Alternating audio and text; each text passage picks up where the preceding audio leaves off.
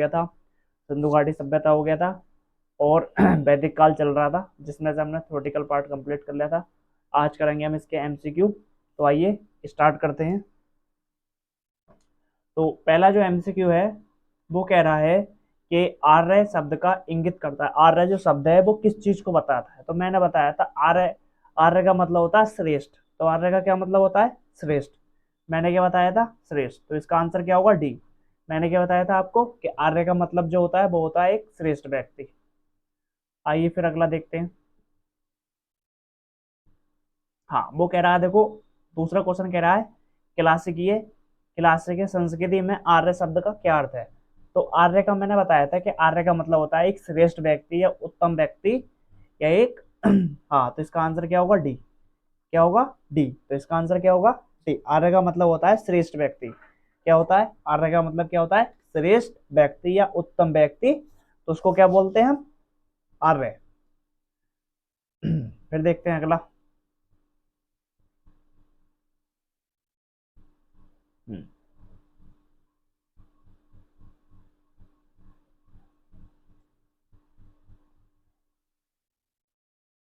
हम्म question है कि सबसे पुराना वेद कौन सा है? तो सबसे पुराना वेद कौन सा है? तो मैंने आपको बताया कि सबसे पुराना वेद जो है ऋग्वेद है। तो सबसे पुराना कहने का मतलब मैंने आपको बताया था कि हमारे वेद 4 प्रकार के होते हैं: ऋग्वेद, सामवेद, यजुर्वेद और अर्थवेद। ठीक है, तो इसमें बताया ऋग्वेद में क्या क्या बताया गया। तो ऋग्वेद में जो देवी देवताओं के बारे में बताया गया, और यजुर्वेद में इनके मंत्रों के बारे में, इनकी विधि कैसी है। सामवेद में क्या संगीत के बारे में बताया गया। अर्थवेद में क्या है? दवाइयों के बारे में बताया गया है, औषधि विज्ञान के बारे में बताया गया, और जादू टोने के बारे में बताया गया। तो इसका आंसर है कि सबसे पुराना वेद कौन सा है? तो सबसे पुराना जो वेद है वो है हमारे पास ऋग्वेद। अगला देखते हैं।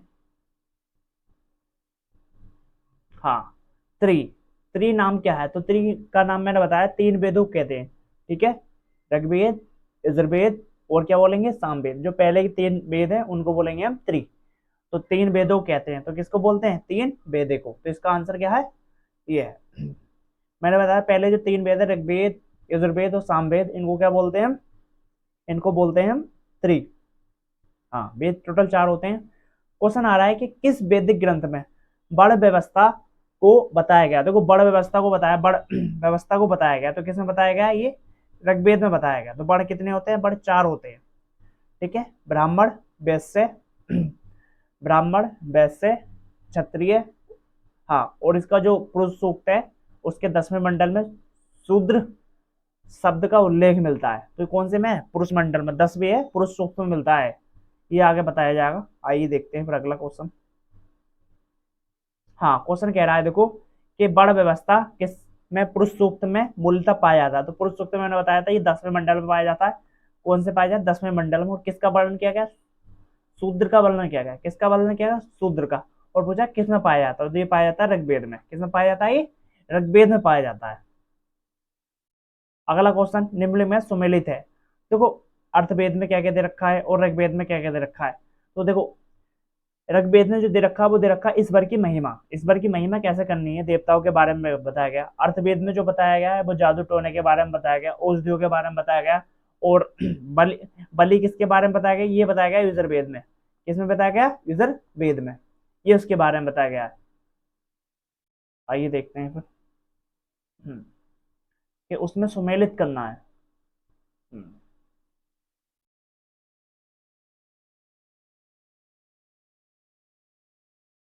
तो देखो, ये औषधि के बारे में किसने बताया? अर्थवेद में बताया गया। और संगीत को किसने बताया? सामवेद में।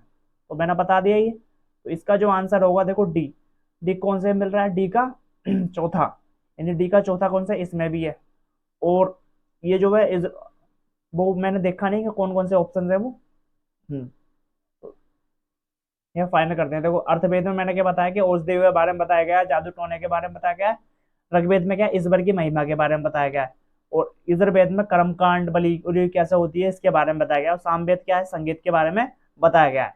ये जो इंपॉर्टेंट है इन्हें ढंग से याद कर लेना आप, ये पूछे जाते हैं काफी। और पैट में शायद इनमें से एक क्वेश्चन जरूर आएगा, कि पैट में तो आता ही है। अब शायद 28-29 अक्टूबर को है ना, तो शायद देखो, वो पूछ रहा है मिलानी है। मैंने क्या बताया था? जो जो आपको पता है उन्हें लगाओ पहले। सबसे पहले देखो ठीक है, सामवेद। सामवेद को तो सिंपल सा मतलब है कि भैया वो तो संगीत से मतलब है, संगीत से मतलब है। कर्म कांड किसमें बताया गया, यजुर्वेद में बताए गए हैं, ठीक है। हाँ, और ऋग्वेद में क्या गया, स्रोत है प्रार्थनाएं बताई गई हैं, क्या बताई गई हैं, स्रोत है प्रार्थनाएं बताई गई हैं। हाँ, और तंत्र मंत्र किसमें बताए गए, वो बताया गया है ये इसमें अर्थवेद में। अब देखो कौन सा मिल रहा है, यानी ए का चौथा, ए का चौथा, तो ए का चौथा तो इसमें मिल रहा है, ए का चौथा तो इसी में मिल रहा है, तो इसका आंसर क्या है, डी। इसका आंसर क्या है, डी। देखो एक मिनट,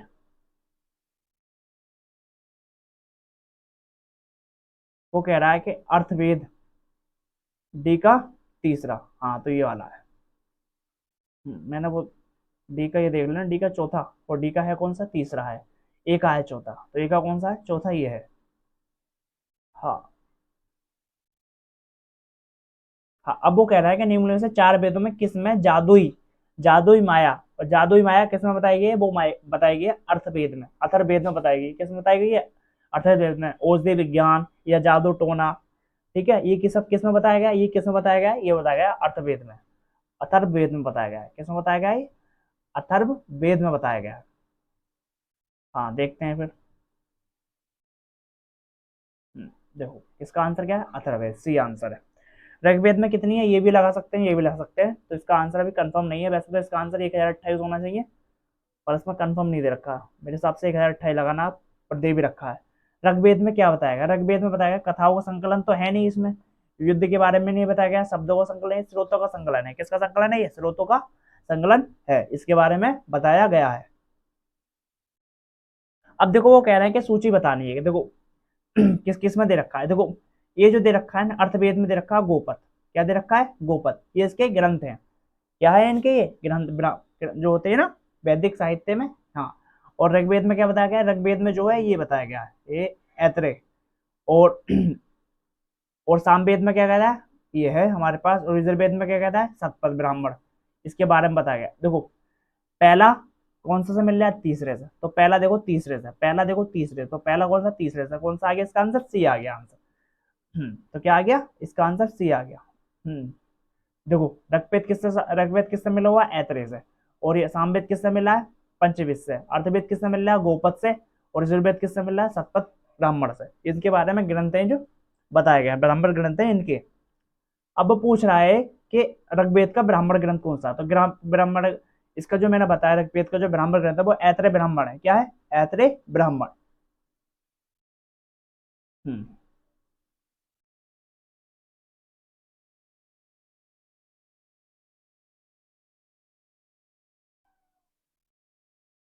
मैंने बताया गोपद ब्राह्मण किसका, तो गोपद क्वेश्चन है, गोपद ब्राह्मण किससे संबंधित, तो गोपद ब्राह्मण है हमारे पास अथर्ववेद से, किससे, अथर्ववेद से, ये इनका क्या है, ब्राह्मण ग्रंथ है। हाँ, अब क्वेश्चन आ रहा है कि कि ऋग्वेद का कौन सा पूर्णतम मंडल सोम को समर्पित है, सोम को समर्पित कौन सा मंडल है, नमा, 10वें में पुरुष सूक्त है, तीसरे में क्या, गायत्री मंत्र है।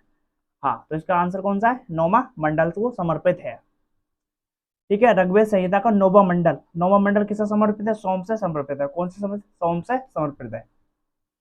अगला क्वेश्चन देखते हैं, यज्ञ संबंधी विधि विधान किसने दे रखे हैं, तो यज्ञ संबंधी जो विधि विधान है यानी कांड जो दे रखे हैं यजुर्वेद में दे रखे हैं, धर्म कांड जो बलि उली किसके बारे में बताया गया, ये बताया गया हमारे पास इसमें। और इधर इसके जो दो भाग है, इसके दो भाग है, एक शुक्ल है, एक शुक्ल है, और एक क्या है, कृष्ण है, कृष्ण यजुर्वेद, और क्या दे रखा है, शुक्ल यजुर्वेद, इनके बारे में बताया गया। आने में से किसका संकलन ऋग्वेद पर आधारित है, तो देखो किसका संकलन बताया गया, तो इसका संकलन सामवेद का आधारित है, ठीक है। इसके में धर्म बताया गया, संगीत के बारे में, इसमें भी इसका संकलन दे रखा सेम की तरह।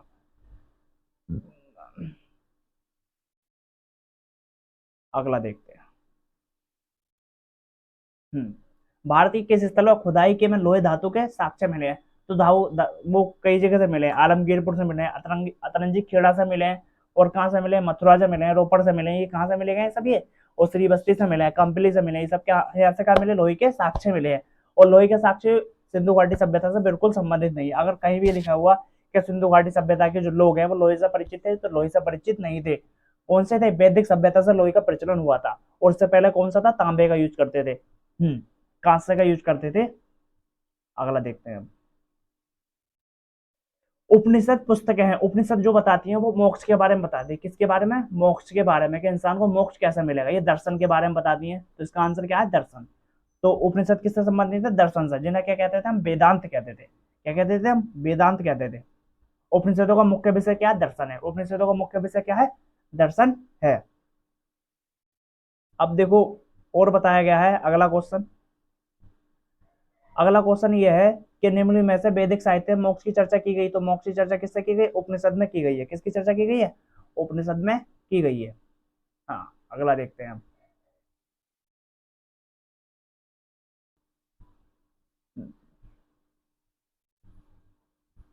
हाँ, आध्यात्मिक ज्ञान के विषय में नचिकेता नचिकेता और यम का सम्मान किससे मिलता है? वो किससे मिलता है? काठो उपनिषद से मिलता है। और काठो उपनिषद किसका भाग है?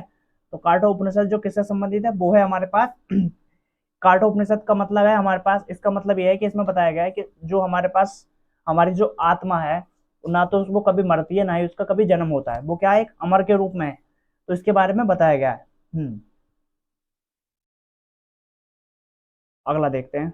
वो कह रहे हैं नचिकेता का आख्यान किससे मिलता है? तो किससे मिलता है? काठो उपनिषद से मिलता है। किससे मिलता है? काठो उपनिषद से मिलता है। अगला क्वेश्चन देखो। उपनिषद काल में राजा अस्पति जो कहाँ के राजा थे? वो केकई के थे। कहाँ के थे? केकई थे। केकई के थे। और देखो केकई के और बताया गया है कि पंचाल के जनक कौन थे? प्रवाण जावली थे। और केकई के कौन थे? अस्पति थे। और काशी के राजा कौन थे? अजात शत्रु। तो काशी के राजा कौन थे? अजात शत्रु। कहाँ के थे? काशी के। निम्नलिखित में से किस वैदिक साहित्य का सही क्रम है? देखो सबसे पहले जो आता है हमारे पास ये आता है वैदिक साहित्य आता है, फिर वेदांग आता है, फिर अर्डक आता है, फिर स्मृति आती है। ठीक है, ये भी नहीं होगा इसका आंसर। तो वैदिक साहित्य का जो सही रूप है वो है वैदिक संहिता, फिर ब्राह्मण, फिर अर्डक, फिर उपनिषद। इसमें कहते हैं वेदांग दे रखा, वेदांग नहीं होता, उपनिषद होते हैं। वैदिक साहित्य के ब्राह्मण होता है, अर्डक होता है, उपनिषद होता है। इसके बारे में बताया गया है। हाँ देखो, आरंभिक वैदिक साहित्य में सर्वाधिक वर्णित नदी। देखो आरंभिक वैदिक साहित्य में सब सर्वाधिक जो वर्णित नदी है वो कौन सी है उसके बारे में बताया गया। तो सर्वाधिक वर्णन किस नदी का मिलता है? वो मिलता है सिंधु नदी का। किस नदी का मिलता है? सिंधु नदी का।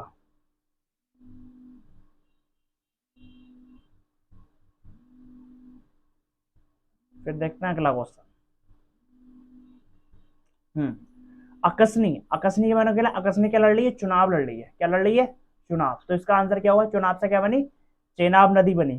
कौन सी बनी? चेनाब। तो क्या बनी? चेनाब। मैंने आपको बताया था कि वैदिक नदी अकसनी की पहचान निम्नलिखित नदियों में से किस एक पर के साथ संबंधित है? किस नदी है? वो है चेनाब नदी से। मैंने क्या अकसनी क्या लड़ रही है? चुनाव लड़ रही है। पूछ रहा है ऋग्वेद में निम्न में से किन नदियों का उल्लेख अफगानिस्तान में? तो अफगानिस्तान में 4 मिली थी, कुंभा, कुर्मी, गोमती और सुबस्तु। तो कुंभा और ये मिली थी 4। वैदिक नदी कुंभा का स्थान कहाँ है? तो कहाँ है ये? अफगानिस्तान में। कहाँ है ये? अफगानिस्तान में है। अगला क्वेश्चन देखो, मिलाने हैं आधुनिक नियम। मैंने बताया था आपको पारुषणी। पारुषणी किसका संबंध है? पारुषणी का जो संबंध है वो किससे संबंध है? वो रावी नदी से है। किस नदी से? रावी नदी से। सदा नीरा, सदा नीरा का जो कुंभा, कुंभा कुंभ का मेला कहाँ लगता है? काबुल में लगता है। तो इसका आंसर ये होगा। सदा नीर किसका अच्छा रहता है? तो यह गंडक का। गंडक का। और सतलज नदी किससे है? ये सतलज नदी से संबंधित है। तो देखो पहला जो मिल रहा है हमारे पास दूसरे से, और दूसरा किससे मिल रहा है? तीसरे से। तो आइए देखते हैं ऑप्शंस में।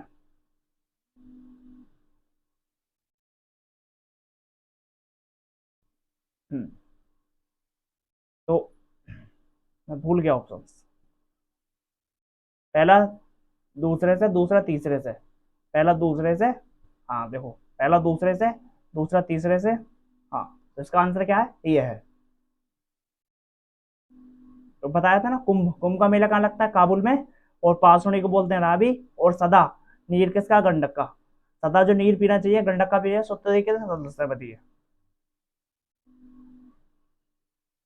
निम्न में से कौन सी प्रथा चतुष्ट वेदांतर काल से प्रचलित है? तो कौन सी? ये तो देखो ब्राह्मण से प्रचलित है, और ये ब्रह्मचार्य, गृहस्थ, बनस्थ, संन्यास आदि इनसे संबंधित है।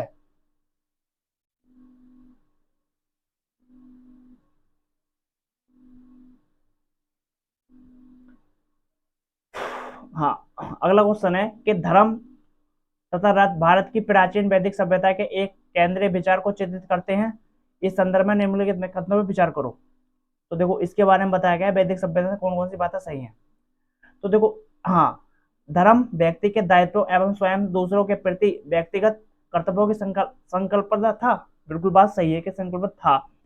दूसरा, रथ मूलकोत नैतिक विधान है जो सृष्टि और उसमें अंतर्निहित सारे तत्वों के क्रियाकलापों को संचालित करता है। किसको करता है? संचालित करता है। तो उसका आंसर क्या होगा?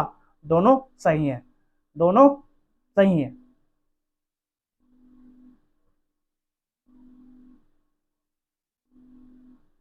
एक मिनट, क्लास को वहीं रोकते हैं, अगली क्लास में मिलते हैं, थोड़ा काम है। तब तक कट करते हैं यहाँ से 37 से। एक मिनट, कहाँ तक हो गए थे? हाँ, एक मिनट। हाँ, ये हो गया था हमारा पास, अगला होगा अब।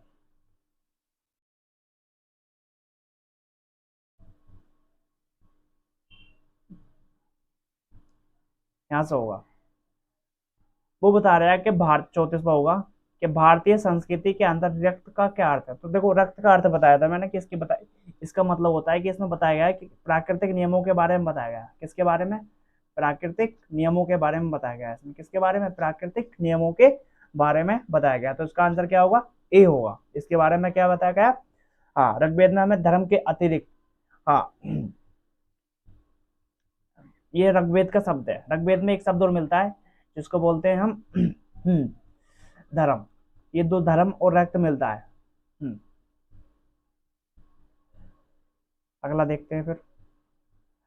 निम्नलिखित वैदिक देवताओं में से किसे पुरोहित माना गया? तो पुरोहित किसे माना गया? पुरोहित माना गया बृहस्पति को। किसे माना गया? बृहस्पति को।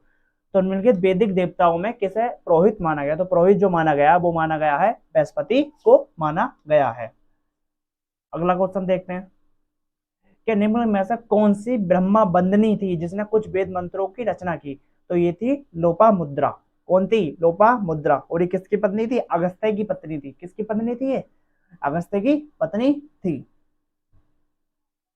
हाँ, अब वो क्वेश्चन कह रहा है कि ऋग्वैदिक काल में निक्स निक्स शब्द का प्रयोग एक आभूषण के लिए होता था, किंतु परवर्ती काल में इसका प्रयोग किस? तो देखो, निक्स जो था, हाँ, निक्स का मतलब होता है ऋग्वैदिक काल में इसको हम बोलते थे आभूषण।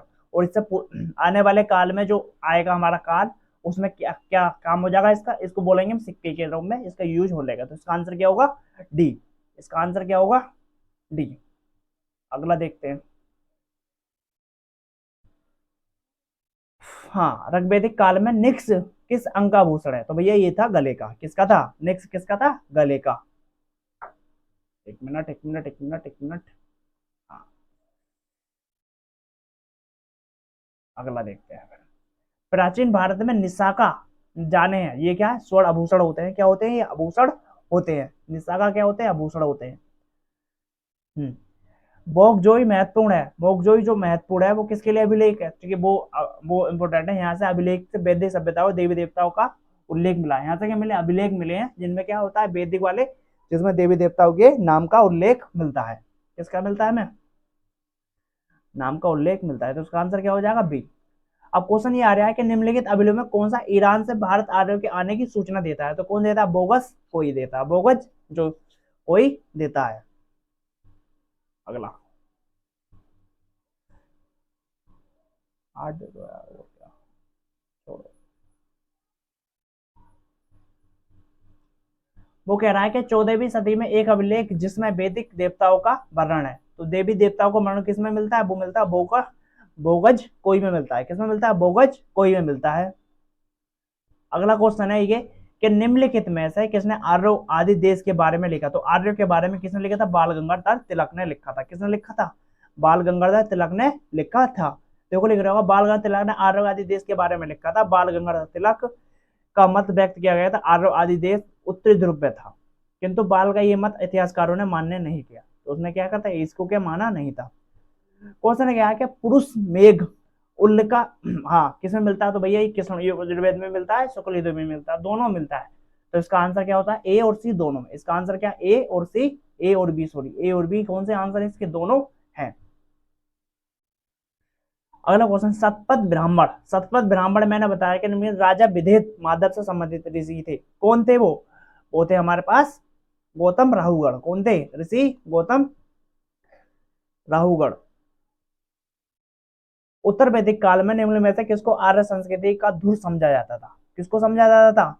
धुर समझा जाता था वो एक मिनट अभी देखते हैं। अगले पेज पे है वो। धुर जो समझा जाता था वो जाता था कुरु को माना जाता था। किसको मानते थे हम? कुरु को मानते थे। धुर किसे समझाते थे? कुरु को मानते थे। किसको मानते थे हम? कुरु को मानते थे। तो इसका आंसर क्या हुआ? कुरु है। गोत्र शब्द का शब्द मिलता है, वो मिलता है ऋग्वेद में। गोत्र का मतलब होता है जहां पे हम रहते हैं। गोत्र शब्द का मतलब है जहां हम रहते हैं वह स्थान, समूचे स्थान को क्या बोलते थे? हम गोत्र मिलते थे। फिर अगर पूर्व वैदिक आर्य का धर्म मुख्य, जो पूर्व वैदिक काल है यानी पूर्व वैदिक काल था वो किससे संबंधित है? वो क्या करते थे? प्रकृति की पूजा करते, सॉरी, प्रकृति की पूजा करते थे और क्या करते थे? यज्ञ करते थे। क्या करते थे? प्रकृति की पूजा। यानी सिंधु घाटी सभ्यता के बारे में पूछ रहा है वो। क्या करते थे? हम प्रकृति की पूजा करते थे और यज्ञ करते थे, उसके बारे में पूछ। अगला क्वेश्चन, ऋग्वैदिक काल में जनता निम्न में से मुख्यतः किस में विश्वास करती थी? तो ऋग्वैदिक काल में जो विश्वास करती थी वो करती थी बलि एवं कर्मकांड पे। किस पे करती थी? बलि एवं कर्मकांड पे। प्रसिद्ध 10 राजाओं का जो वर्णन मिलता है वो किस मिलता है? पारुषणी नदी। और पारुषणी को बोलते हैं हम रावी नदी। पारुषणी को क्या बोलते हैं हम? रावी नदी।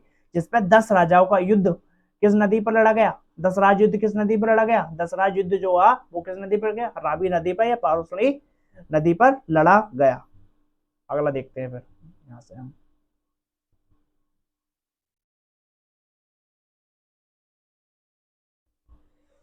ऋग्वेद में उल्लेखित प्रसिद्ध 10 राजाओं का युद्ध किस नदी पर लड़ा गया? तो वो हो गया पारुषणी नदी या रावी नदी पर लड़ा गया।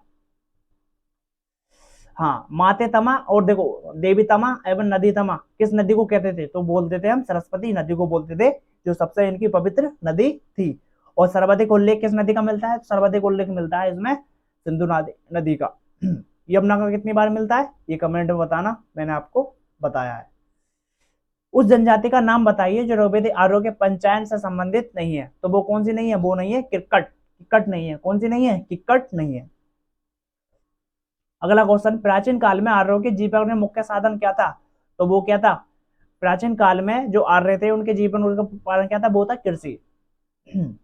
अपना साधन कहते थे, अपने जीवोपार्जन किससे करते थे? कृषि थे। देखो यब, यब किसे बोलते हैं? यब किस, एक मिनट,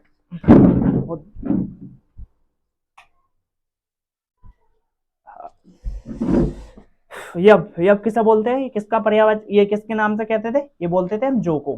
हाँ, इन सबको बोलते हैं। चावल को बोलते हैं, एक मिनट अभी आगे आएगा धीरे सब। हाँ, अगला क्वेश्चन,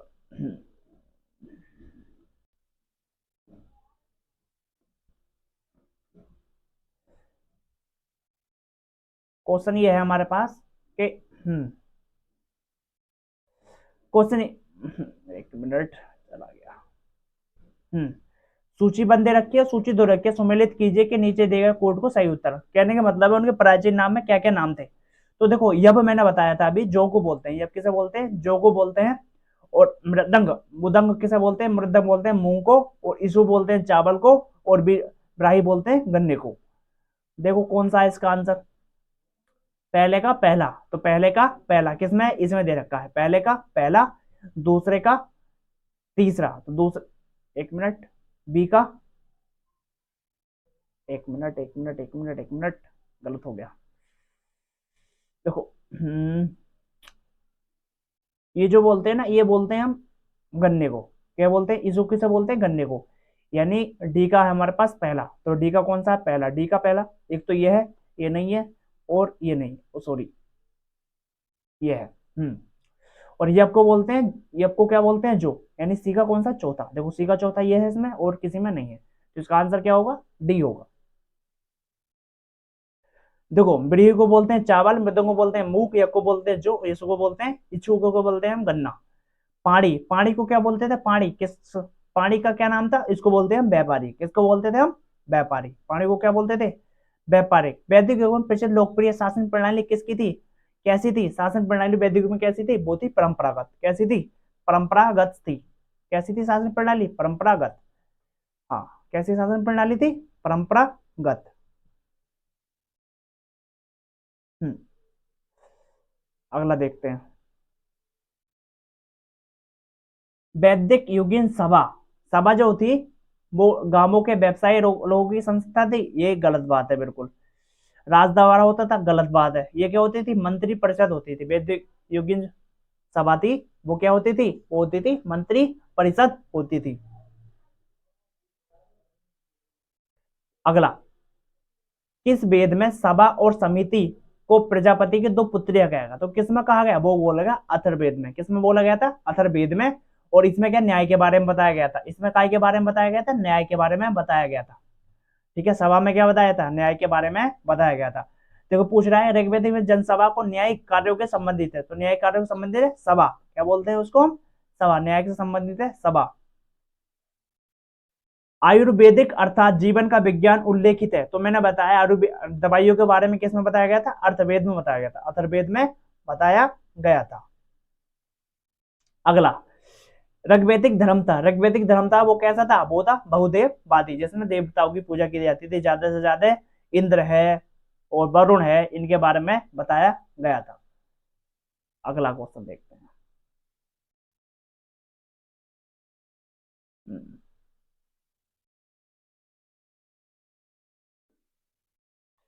देखो सर्वाधिक ऋग्वैदिक में सूक्त है, सर्वाधिक जो सूक्त हैं, सर्वाधिक ऋग्वैदिक सूक्त हैं। सर्वाधिक सूक्त किसमें ज्यादा है? किसके ज्यादा है? इंद्र के ज्यादा है। किसके ज्यादा है? इंद्र के। सर्वाधिक किसे ऋग्वैदिक में युद्ध का देवता, तो युद्ध का देवता किसे कहा गया? इंद्र को कहा गया। किसको कहा गया? इंद्र को कहा गया। ऋग्वेद में सर्वाधिक संख्या में मंत्र हैं, तो मंत्र हैं भैया अग्नि के, और सूक्त किसके? इंद्र के। तो देखो सूक्त किसके? सूक्त सूक्त सूक्त है हमारे पास इंद्र के। किसके? इंद्र के। और मंत्र किसके? मंत्र मंत्र मंत्र किसके? मंत्र है अग्नि के। किसके? अग्नि के। हाँ, तो मंत्र किसके? अग्नि के। और सूक्त किसके? इंद्र के। अगला सवाल। हाँ, कंफ्यूज मत हो ना। ऋग्वैदिक देवता, ऋग्वैदिक इंद्र के विषय में निम्न के बारे में बताना। तो ये जो इंद्र हैं उन्हें किस चीज का देवता कहते थे? तो देखो बिजली का देवता कहते थे। झंझावत किसे बोलते हैं? बिजली का। पापियों को दंड देते थे, गलत बात है, बिल्कुल ये नहीं देते। नैतिक व्यवस्था के संस्थापक नहीं, गलत बात है। वर्षा के देवता थे, हाँ तो वर्षा के देवता थे। तो इसका आंसर क्या होगा? पहला और चौथा। इसका आंसर क्या होगा? पहला और चौथा। हाँ, देखते हैं। हाँ, तो इसका आंसर क्या है? पहला और चौथा। पहला और चौथा, तो इसका आंसर क्या है? डी है। निम्नलिखित में से पूर्व वैदिक आर्यों का सर्वाधिक लोकप्रिय देवता था, तो सर्वाधिक लोकप्रिय देवता क्या थे? इंद्र थे। सर्वाधिक लोकप्रिय देवता कौन थे? इंद्र थे। अगला क्वेश्चन, वैदिक देवमंडल में से निम्न में से कौन सा देवता युद्ध का देवता माना जाता? तो युद्ध के देवता थे भैया हमारे पास इंद्र। कौन थे? इंद्र। अगला क्वेश्चन, 800 से 600 ईसा पूर्व काल का किस युग से जुड़ा है? तो भैया ब्राह्मण युग से जुड़ा है। कौन से युग से जुड़ा है? वो ब्राह्मण युग से जुड़ा है। मैंने टाइम पीरियड नहीं बताया था आपको? 1600 ईस्वी से लेके 600 ईस्वी तक, जिसमें दोनों भागों को बांटा था मैंने। हाँ, देखते हैं फिर अगला।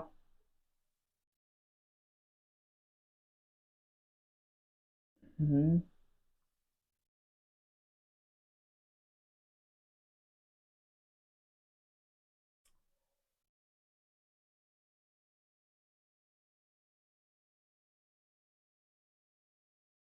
अब क्वेश्चन आया कि गायत्री मंत्र, तो गायत्री मंत्र किस पुस्तक में मिलता है? तो गायत्री मंत्र मिलता है इसमें। और कौन से मंडल में मिलता है? तीसरे मंडल में मिलता है। और रचना किसने की है? विश्वामित्र ने। किसने रचना की है इसकी? विश्वामित्र ने। किसने रचना की है इसकी? विश्वामित्र ने। देखो गायत्री मंत्र के नाम से प्रसिद्ध सर्वप्रथम किस ग्रंथ में मिलता है? तो किसमें मिलता है? ऋग्वेदिक में मिलता है। क्वेश्चन अगला, गायत्री मंत्र की रचना किसने की है? विश्वामित्र ने की है, अभी बताया था मैंने। हाँ, सत्य प्रतिसंग, हाँ और वंश, अगर प्रतिसर्ग आ जाए तो भैया समझ जाना कि पुराणों से संबंधित है। इसका आंसर क्या होगा? बी। इसका आंसर क्या होगा? पुराण से संबंधित। सर्ग प्रतिसर्ग वंश किससे संबंधित है? ये पुराण से संबंधित है। पुराणों की संख्या कितनी है? तो पुराणों की संख्या कितनी है? 18 है। और सबसे पुराना पुराण कौन सा है? मत्स्य पुराण। ये पूछा जाता है कि सबसे पुराना कौन सा पुराण है? मत्स्य पुराण। लिख दे रहा हूं मैं यहाँ पे मत्स्य। हाँ, मत्स्य पुराण। हाँ, सबसे पुराना पुराण है मत्स्य पुराण। टोटल पुराण कितने? 18 है। और सबसे पुराना कौन सा है? मत्स्य पुराण।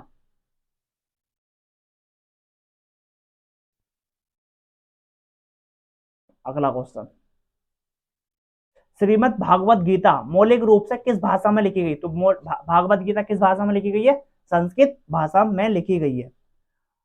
अगला क्वेश्चन, महाभारत का रूप किस नाम से जाना था? तो जय संहिता बोलते हैं। क्या बोलते हैं? जय संहिता बोलते हैं। और जिसमें कितने करीब 9000 के करीब क्या है इसमें श्लोक है, और पूरे पूरे देखें तो कितने 8800 श्लोक है इसमें, करीब 9000 के समथिंग इसमें क्या श्लोक है। सप्त सहस्त्री संहिता उपनाम से निर्मित किस ग्रंथ को कहते हैं? तो किसको बोलते हैं? वो बोलते हैं महाभारत को। संहिता किसको बोलते हैं? महाभारत को। अगला क्वेश्चन,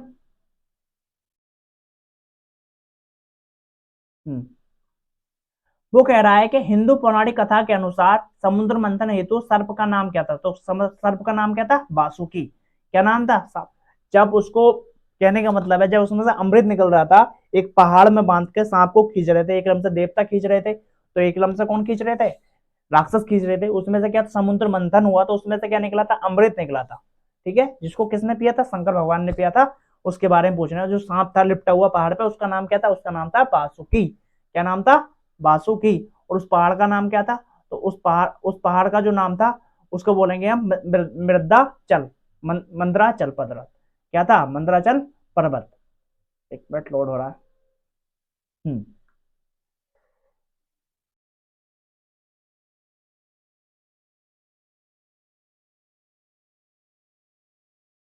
अगला क्वेश्चन, क्वेश्चन कह रहा है कि किस काल में अछूत की अवधारणा स्पष्ट हो गई थी? तो किस काल में हुई थी? वो धर्मशास्त्र के समय, धर्मशास्त्र के समय हुई थी। किस काल में हुई थी? धर्मशास्त्र के समय, जब 4 वर्ण आ गए थे, पूरे 4 वर्ण आ गए थे, ब्राह्मण, क्षत्रिय, वैश्य और शूद्र। और शूद्र शब्द कौन से में? पुरुष सूक्त में। और कौन से मंडल में? 10वें मंडल में है। हम्म सत्यमेव जयते, सत्यमेव जयते किस उपनिषद से लिया गया? तो किससे लिया गया? मुंडको उपनिषद से लिया गया। किससे लिया गया? मुंडको उपनिषद से लिया गया है। अगला क्वेश्चन, सत्यमेव जयते कहां से लिया गया है? तो कहां से लिया गया? मुंडक उपनिषद से लिया गया है। किससे लिया गया? मुंडक उपनिषद से लिया गया है। बताओ, आईएएस पीडी में पूछ रहा है ये। हाँ, भारतीय प्रतीक उत्कीर्ण सत्यमेव जयते कहां से लिया गया? तो मुंडको उपनिषद से लिया गया है। कहां से लिया गया? मुंडको उपनिषद से लिया गया। तस्मो सा जैत में, तस्मो सा ज्योति गर्म कथन मूल्यता कहाँ है? मूल्यता कहाँ है? उपनिषद में है। कहाँ है? उपनिषद में। और इसका कहाँ मिलाया गया? बेहदा रणक, बेहद रणक में है। किसमें आई है? बेहद रणक उपनिषद में से है। और सत्यमेव जयते कहाँ से है? वो मुंडको उपनिषद से। कहाँ है वो? मुंडको उपनिषद में।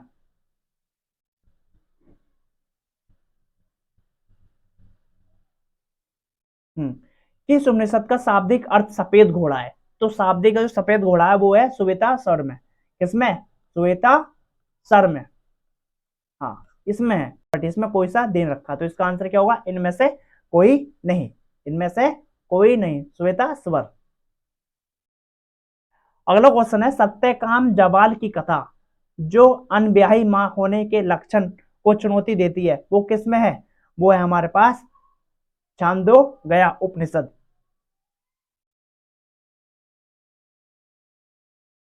हाँ, अनब्याही मां के लक्षण। हाँ, ऋग्वेद की जो मूल लिपि है वो किसमें है? वो है ब्राह्मणी लिपि। कौन सी है? ब्राह्मणी लिपि। और जो बुद्ध काल मिलते हैं वो बुद्धिकालीन जो उपनिषद, जो अभिलेख मिलते हैं वो कौन से में है? वो है पाली भाषा में। वैदिक धर्मकांड में जो होता होता पंडित बोलते थे उसको कोई बोलते थे ऋग्वेदिक से संबंधित है। किससे संबंधित है ये? ऋग्वेदिक से संबंधित है। अवेस्यता और ऋग्वेद में समानता है। अवेस्यता किस क्षेत्र से संबंधित है? तो अवेस्या किस संबंधित? वो है ईरान से। किससे? ईरान से संबंधित है। अगला,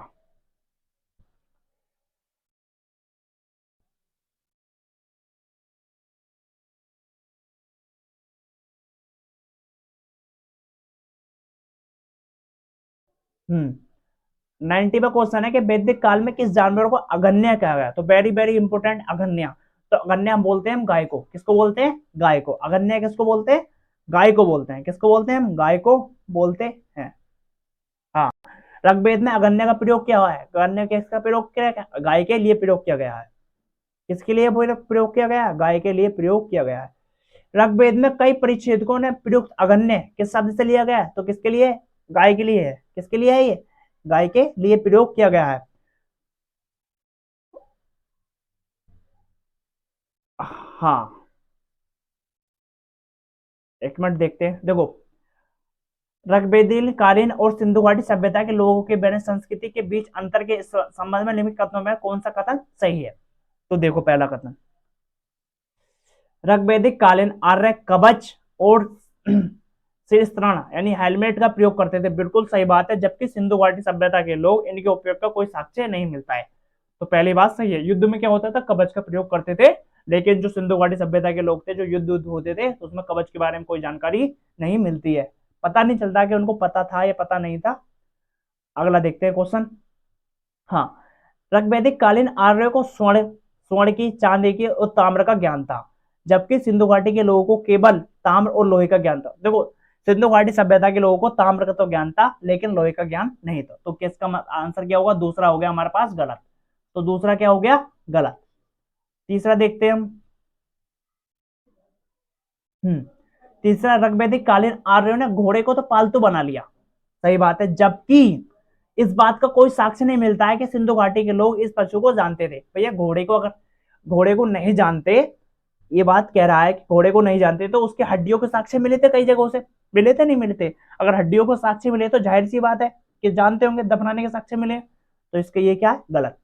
इसका मतलब जानते थे। तो कहने का मतलब है दूसरा गलत है, तो ये भी गलत, ये भी गलत और तीसरा भी गलत है। तो इसका आंसर क्या होगा? पहला। इसका आंसर क्या होगा? पहला। देखते हैं, पहला ही आंसर है।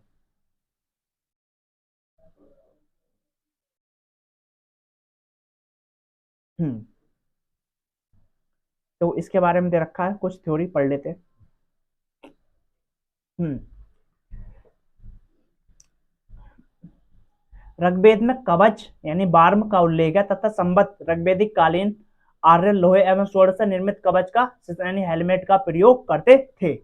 सही बात है, बिल्कुल। जबकि सैन्य सभ्यता के लोग इसके उपयोग का कोई साक्ष्य प्राप्त नहीं होता है। तो हेलमेट के बारे में तो जानते थे वैदिक सभ्यता के लोग, परंतु जो हमारे पास सिंधु घाटी सभ्यता के लोग थे, वो इसके बारे में नहीं जानते थे। अब वो कह रहा है कि सिंधु घाटी सभ्यता के स्थलों में उत्खनन से प्राप्त संबंधी उपकरण अत्यंत साधारण कोटि के थे। जो कहने का मतलब है, सिंधु घाटी सभ्यता जो मिले थे, जो कैसे थे? अत्यंत साधारण कोटि के, जो इस बात को संकेत करते थे कि उन्हें भौतिक सुख सुविधाओं की ओर विशेष ध्यान दिया था। हाँ, युद्ध से ज्यादा मतलब नहीं था, होते तो छोटे मोटे होते थे। हाँ, ऋग्वैदिक कालीन आर्यों को स्वर्ण, चांदी और ताम्र का ज्ञान था। सिंधु घाटी लोगों को केवल ताम्र का ज्ञान था। किसका ज्ञान था? ताम्र और कांस्य का ज्ञान था, और लोहे का ज्ञान नहीं था। और लोहे का ज्ञान हाँ, 1000 से 1600 ईसा पूर्व में मध्य में हुआ था। यानी कि उत्तर वैदिक काल में होता। ऋग्वैदिक काल के जो व्यक्ति थे, उन्हें भी लोहे का ज्ञान नहीं था। उत्तर वैदिक काल के जो लोग थे, उनको ज्ञान था। ऋग्वैदिक कालीन आर्यों ने घोड़े को पालतू बना लिया था, जबकि इसी सहायता से वे युद्धों की में विजय प्राप्त करते थे। सिंधु घाटी सभ्यता के विभिन्न स्थलों पर घोड़े के साक्ष्य तो प्राप्त हुए हैं। यथा मोहनजोदड़ो से मिट्टी में, हाँ, मोहनजोदड़ो से क्या हुआ था? मिट्टी के क्या होते हैं? मोहनजोदड़ो से मिट्टी से बनी घोड़े के आकृति तो मिली है। और लोथल से क्या मिले? घोड़े के 3 मृण मूर्तियां तथा सूर कोटदास है घोड़े की हड्डियों की प्राप्त हुई है। अतः 3 गलत है। इस प्रकार कथन 1 सही है। अतः सही प्रकार विकल्प ए है। मैंने क्या बताया था? जैसे कुछ स्थानों से उसके क्या मिले थे? साक्ष्य मिले थे, घोड़े से परिचित थे। वो लोग क्या थे? घोड़े से परिचित थे। अगर क्वेश्चन ये आएगा कि ये बताइए कि सिंधु घाटी सभ्यता के लोग घोड़े से परिचित थे, तो घोड़े से परिचित थे। और उसका बता देना साक्ष्य कहाँ से मिलते हैं? मोहनजोदड़ो से मिलते हैं, और लोथल से मिले जहाँ 3 घोड़े की मूर्तियां मिली हैं, और सूरकोटदा से क्या मिले? घोड़े के क्या मिले? हड्डियों के साक्ष्य मिले हैं। जिसके बारे में आप बता सकते हैं। अगला क्वेश्चन, ऋग्वैदिक काल के प्रारंभ में निम्न से महत्वपूर्ण मूल्यवान संपत्ति समझा जाता था। तो ऋग्वैदिक काल में जो महत्वपूर्ण संपत्ति समझा जाता था, वो क्या किसे समझा जाता था? गाय को समझा जाता था। जिसके पास जितनी गाय है, वो इतना अमीर। अब देखो, बताया गया है कि सिंधु घाटी सभ्यता, इन्हें मिलान करना है। सिंधु घाटी जो सभ्यता थी, वो कैसी थी? हमारे पास कैसी थी? नगरीय थी। और मध्यकाल में क्या था? जमींदारी प्रथा थी। जमींदारी प्रथा थी। हम्म और ऋग्वैदिक काल में क्या था? कृषक थे। और इसमें क्या बन गए? चरागा बन गए थे। देखते हैं आंसर। तो इसका आंसर क्या होगा? पहले का 4 और चौथे का दूसरा। हाँ, पहले का 4, चौथे का दूसरा। देखते हैं आंसर। पहले का 4 और चौथे का दूसरा, पहले का 4, पहले का 4 चौथे का दूसरा, पहले का 4, हम्म हम्म देखो पहले का 4 है और चौथे का दूसरा, तो इसका आंसर क्या है, डी है। इसका आंसर क्या होगा, डी होगा। प्राचीन भारतीय समाज के प्रचलन में शब्दों में से कौन सा शब्द शेष तीन के वर्ग का नहीं है। देखो कुल माने क्या होता है हमारे पास, कुल माने क्या होता है, परिवार के बारे में यानी वंश के बारे में, ये भी वंश से संबंधित, ये भी गोत्र संबंधित। कोष जो बोलते हैं, कोष हम उसको बोलते हैं जहां पे हम धन रखते हैं, क्या रखते हैं, धन रखते हैं। तो इसका संबंध क्या है, इसका नंबर आंसर क्या है, सी है। कोष किसे बोलते हैं, जहां पे हम धन रखते हैं। संस्कारों की कुल संख्या कितनी है, तो भैया संस्कारों की कुल संख्या कितनी होती है, 16 होती है। और पुराणों की संख्या कितनी है, 18। और वेदों की संख्या कितनी है, 4। ठीक है, हाँ पुराण कहने का संस्कारों की संख्या कितनी है, 16 है, और पुराणों की संख्या 18 है। और सबसे पहला जो पुराण है, यानी सबसे पहला जो मत्स्य पुराण है, और वेद कितने, 4 है। और वेदों के कितने भाग है, 4 भाग है। अगला देखते हैं। हाँ, जीवों को पार्जन हेतु वेद वेदांग पढ़ाने वाले अध्यापक को बोलते थे, उपाध्याय बोलते थे। क्या बोलते थे, उपाध्याय। क्या बोलते थे, उपाध्याय। तो इसका आंसर क्या हो जाएगा, सी। हाँ बस। हम्म इसका आंसर क्या हो जाएगा, सी। अब आ गया हमारे पास बुद्ध धर्म, इसे हम पढ़ेंगे अगली क्लास में। तो मिलते हैं फिर आपसे अगली क्लास में। ठीक है, जब तक के लिए आप ज्यादा से ज्यादा प्रैक्टिस करते रहे, जितना ज्यादा क्वेश्चन को प्रैक्टिस करेंगे उतना ही आपके लिए अच्छा होगा। तो डेली प्रैक्टिस करते रहिए और देखते रहिए हमारे चैनल को। मिलते हैं फिर अगली क्लास में। अगर हमारी वीडियो आपको अच्छी लगे तो लाइक करें, शेयर करें, सब्सक्राइब करें। मिलते हैं फिर, धन्यवाद।